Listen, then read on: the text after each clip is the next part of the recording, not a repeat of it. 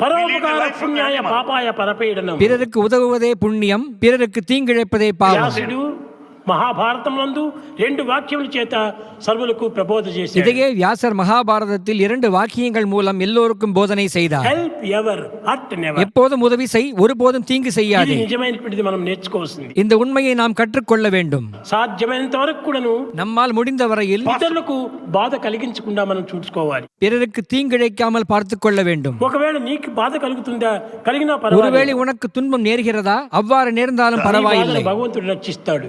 உன் துன்பங்களை பகவான் காத்து ரட்சிப்பார். కానీ మనం ఇతరులకు బాధ కలిగించకూడదు. ஆனால் நாமே பிறருக்கு தீங்கிழைக்க கூடாது. నీకు బాధ కలిగించేటువంటి అధికారం నీకు లేదు. பிறரை துன்புறுத்தும் அதிகாரம் உனக்கில்லை. నీవు సామాన్యమైన మానవుడే. நீ ஒரு சாமானிய மனிதனே. మానవుని యందు మాధవత్వం ఉంటుండాది. இந்த மனிதனுள் மாதவத்துவம் இறைவன் உள்ளது.